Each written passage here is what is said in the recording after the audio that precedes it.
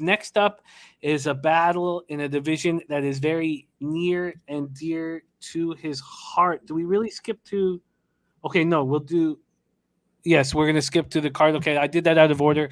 That was my fault, but let's do it. We move on to Cardinals at Rams, the Monday nighter, and then I apologize for being out of order. Then we'll move back to the Sunday nighter where Bebsy finishes off his card. 8:15 p.m. Eastern, NFC wild card. Arizona Cardinals 11-6, 8-1 on the road at Los Angeles Rams 12-5, 5-3 at home. We're at SoFi Stadium in Inglewood, California. Let's start with the market that we are dealing with. We have the Rams opening up at 4.5. They're now minus 4-point favorites. This total opened up at 50.5, and we've seen it drop 1 point to 49.5. We have 9,104 tickets in, 52% of the tickets on the Cardinals, and 64% of the cash on the Arizona Cardinals. Then we have 67% of tickets on the over, 88% of cash on the over, and the books are making it more appealing for cappers to bet the over. Very, very, very interesting. Cardinals coming off their fourth loss in 5 games, 38-30 at home to the Seahawks. They own a 3-5 home record while going 8-1 on the road. This crazy stats with this Cardinals team. A plus 4.9 scoring margin on the season. That's ninth in the NFL. A plus 10.8 scoring margin on the road, which ranks second only behind the Buffalo Bills. Averaging 22.8 points per game at home this season, 29.7 on the road, third highest in the NFL. They're just the fifth team in the last 10 seasons to make the playoffs despite losing 3 straight games in December and January. 8-1 on the road against the spread, covering by an average of 10.5 points per game. They scored 30-plus points 9 times this season. That's the most in the season since at least 1940. But their offense was clearly different without DeAndre Hopkins. Kyler Murray, 28 of 39 for 240 yards, 1 touchdown, no picks. He also ran 5 times for 35 yards in that season-ending loss to the Seahawks. Zach Ertz caught 7 passes for 84 yards. James Conner ran 15 times for 52 yards and a touchdown. Also caught 6 passes for 41 yards and a touchdown. Finished the season with 18 touchdowns, but he took a hard shot to the ribs. It knocked him out for the game. Then Jonathan Ward came in to replace him. He also left in the fourth quarter with a knee injury. Eno Benjamin was the team's only healthy option at running back at the end of the game. And they have Chase Edmonds with ribs and a toe injury. Both Connor and Edmonds will be tested at tomorrow's practice. You can imagine that they'll likely both be in the lineup and won't be 100%. Their defense did not look good. They couldn't get stops. They finished with just 1 sack, 7 quarterback hits. Chandler Jones, 10-plus sacks for the 6th time in his last 7 seasons, that tied with Aaron Donald for the most such seasons in the NFL over that span. Jalen Thompson did have a 33-yard interception return. They have a bunch of guys banged up. Wide receiver Rondale Moore with the ankle injury, cornerback Marco Wilson with a shoulder injury, defensive lineman Jordan Phillips with a knee injury. All are listed as questionable to go this week. The Cardinals are 2-5 in games when allowing 24-plus points this season. They're 9-1 when they allow fewer than 24 points. Can they keep the Rams under 24 points? I don't think so. J.J. Watt will practice on Thursday. It's amazing that he's able to come back. How long can he last? How many plays can he be in there? It's a tough call. Rams had their 5-game winning streak snapped in a 27-24 overtime loss at home versus the Niners. McVay lost when leading at halftime for the first time after a 45-0 start to his career. Unbelievable. That trailed only the 49-game run by the Packers in the 1930s. 6 straight loss to their division rival, the Niners. They were unable to hold on to a 17-0 lead. Stafford, 21-32 for 238 yards, 3 touchdowns, 2 interceptions.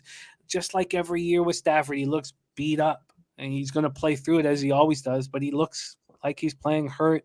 He tied Hall of Famer Kurt Warner for the most TD passes in the season in Rams history with 41. 6th player in NFL history of 40-plus pass TDs in multiple seasons. That's Rodgers, Brady's, Breeze, Manning, and Marino. A nice group. Cooper Kupp, what else can you say about him? He's been unbelievable. 7 catches for 118 yards and a touchdown. 4th player in NFL history, the league leading receptions, yards receiving, TD catches.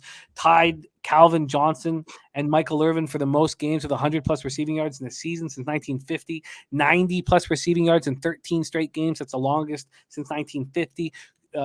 passed Hall of Famer Marvin Harrison for the second most receptions in the season in NFL history, joined Calvin Johnson as the only players in NFL history with 1,900 plus receiving yards.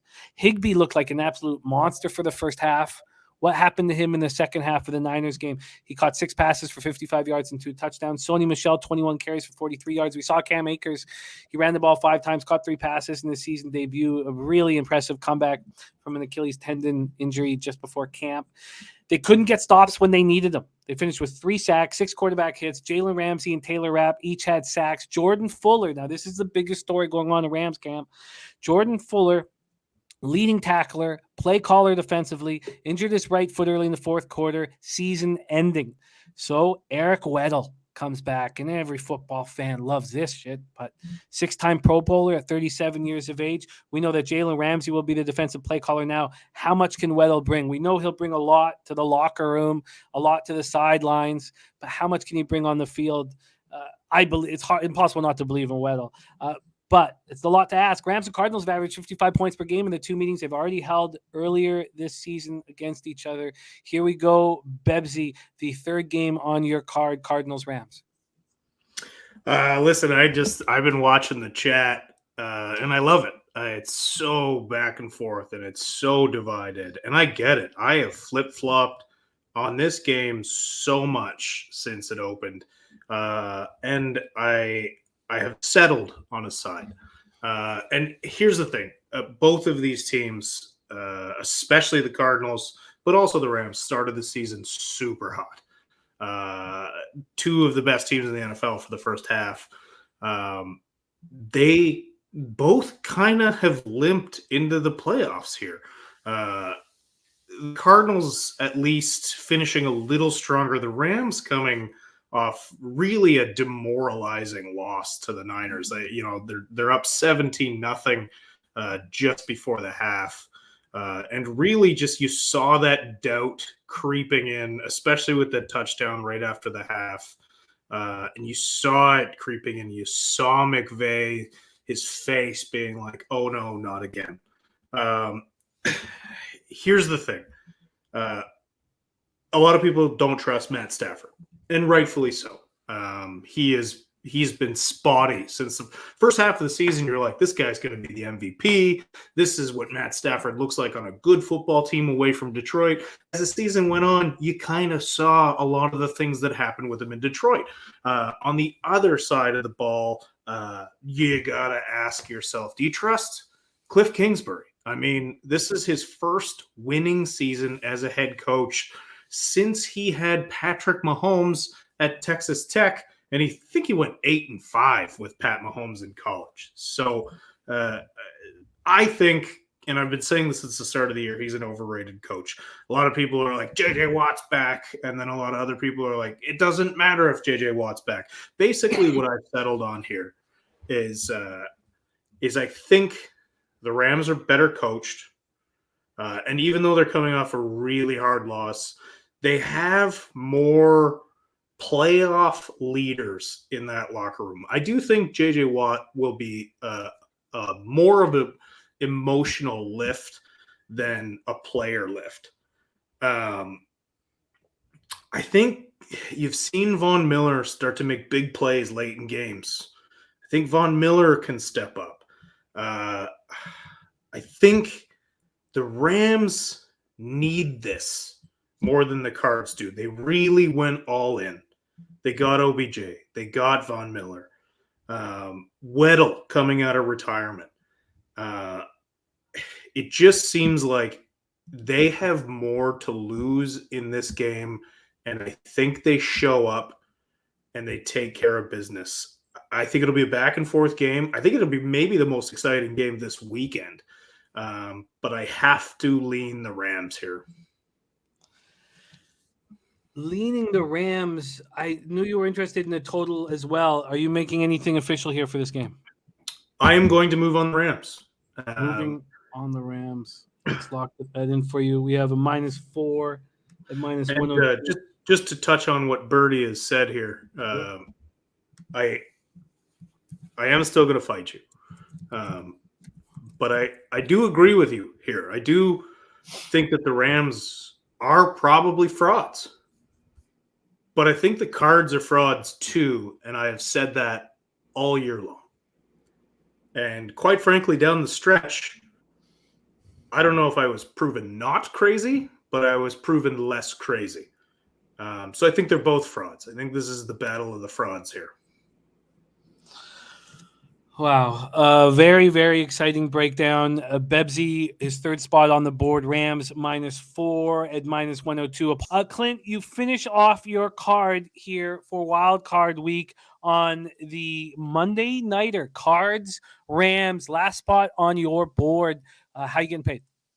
This one is maybe not such a ballsy bet, Jimmy. I'm just going over 49.5. This is a spot where I believe that Bebsy is correct when he said that both of these teams are essentially frauds, but what they've got is offense. There's a couple of holes missing. There's a couple of players that have gone out, key people that have gone out for each team, but they found a way to win. Kyler Murray got back on the horse the last couple of games. He started to look like his old gunslinger self. He can roll out. He can chuck that ball. He's got a couple of targets out there. And on top of that, they may just be getting their star receiver back for the playoffs. We're crossing our fingers that happens. But if it doesn't, that receiving core is just deadly, man. We've also seen the Rams have been having some problems. We've seen some more picks, some more interceptions. And I talked about OBJ, Jimmy. He's going to show up every once in a while for a long bomb touchdown, but that's about all he's got going. I don't know that he's as big of a deal as people think he is, but I think these teams are going to have to one-up each other, Jimmy. I think this starts out low and slow, maybe even a live betting situation where you can get a better number after they stuff one or two drives. But these offenses can't be held down. I think we're going to end up seeing a shootout, and I expect this thing to go over that 49. All right, we have Babano rolling. The final game here on NFL Pub Hub Wild Card Edition, Playoff Edition, is the final game of the Wild Card docket. It is the big NFC West showdown, Cardinals, Rams, to finish off the entire slate. We have so far in this game, it hasn't been broken down too often. We have Clint on the Cardinals Rams over 49. We have Bebenek on the Rams -4, and that's it. So you're the third person attacking this game. Take it away. How you getting paid? You know which team I'm liking here. It's the team I've been, basically rolling with them all year, especially on the road. A team that I've been backing quite a bit. Arizona. And look, I don't even need Arizona to win this football game. They're getting 4. They lose by a field goal. I'm happy with that. I think they're very live here. And look, for some reason, I can't figure it out. Why has this team been so poor at home this year, Arizona? Why? It's very difficult to figure out why. Even the Seattle game last week and just how badly they played. But we saw a couple weeks ago at Dallas, they won that game outright as underdogs. Cardinals 8-1 straight up in ATS on the road this year. The only loss was that Detroit game where it was just, a total flat spot for the Cardinals. But look, DeAndre Hopkins, he's not going to be back yet for this game, and they were kind of hoping that would be the case. But nevertheless, we've seen some different players step up here.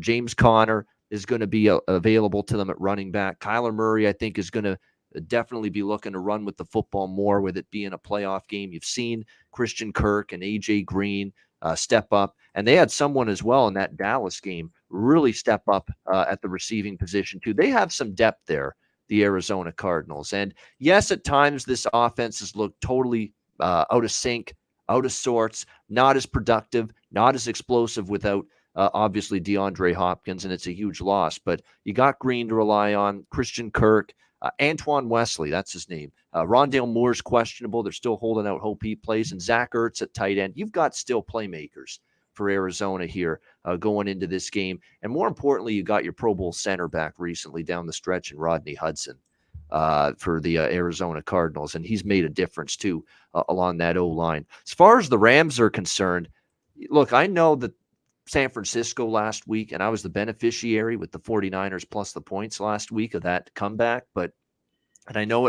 that game meant do or die for San Francisco.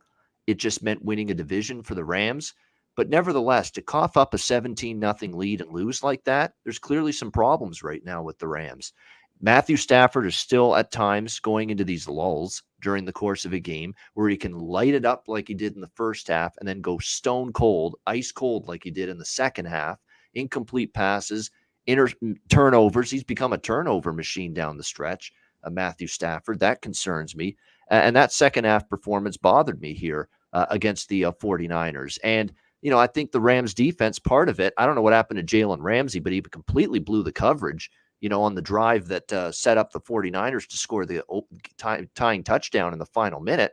The big play, he just totally lost the coverage there in that. So as much as Ramsey, we revel about his ability, he still sometimes has those moments where he can be beaten, and he is human in that cornerback spot. So, to me, I think with the Rams, you're talking about at home where they've been hit or miss this year. Arizona already beat them handily in LA early this season. So I think I think it's a close game. I have these teams closer to even. So the fact that I can get more than a field goal in a game like this, I'm taking it. And I'm taking the 4 with Arizona here in this game. And I'm also going to take the total here. And that's the over 49.5. You won't have any weather between these two teams. Well, no weather issues of any kind. We saw the Rams play a 51-point game with the Niners last week. And when you look at head-to-head this year, these two teams, Jimmy, 37-20, 57 points in the first meeting. That total was 54. 30-23, Rams in the second meeting. That game got to 53 points. The total was 51 in that game. So you're telling me we had 2 overs. One of the totals was 54. The other was 51. And now you're going to give me 49.5. You're telling me the offenses have really drastically regressed and the defenses have improved that much to put the total now in the low 40s. I don't buy it. So I'm also going to look over the total here on the Monday Nighter. You have an option here on that total. You have over 49.5 at plus 101. That's at Pinnacle, or over 49 at minus 110. We'll do 40. 49 is a key number, so I'll do over 49 minus 110 for sure.